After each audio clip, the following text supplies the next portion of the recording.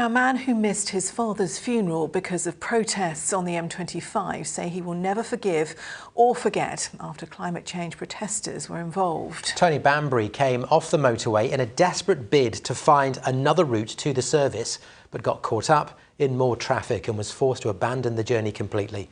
With the story, here's Kit Bradshaw.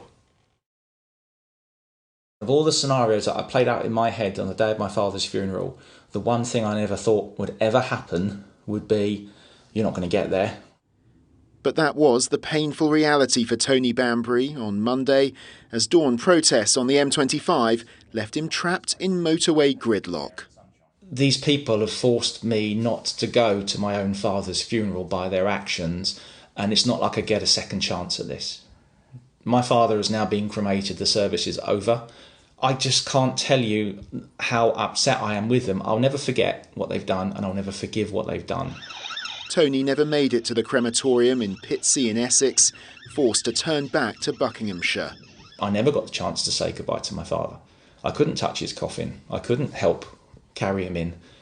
And now I'm left with just an empty memory, and I sympathise with anyone that's had to go through something similar because of these people, because I think their actions are so amazingly selfish. So how do the environmental group responsible, Just Stop Oil, explain their actions?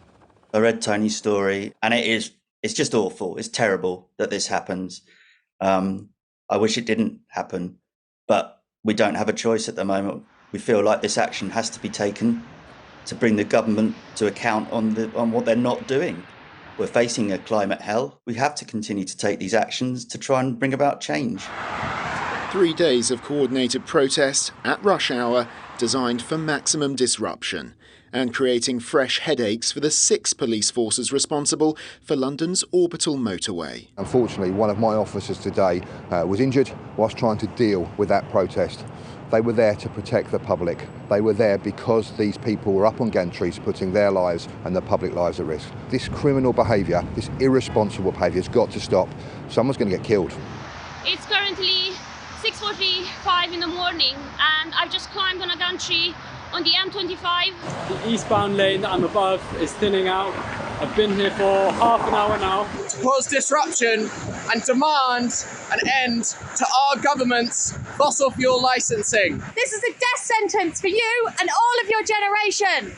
Such bold rhetoric unlikely to strike a chord with those who've missed the unmissable. To them and anyone watching this that are thinking of getting on these gantries, your actions have more consequences than you can possibly imagine. And when you climb that gantry thinking you're doing good, think about me and all the other people that have missed funerals. An appeal to the activists who insist they'll continue blocking roads until their demands are met. Kit Bradshaw, ITV News.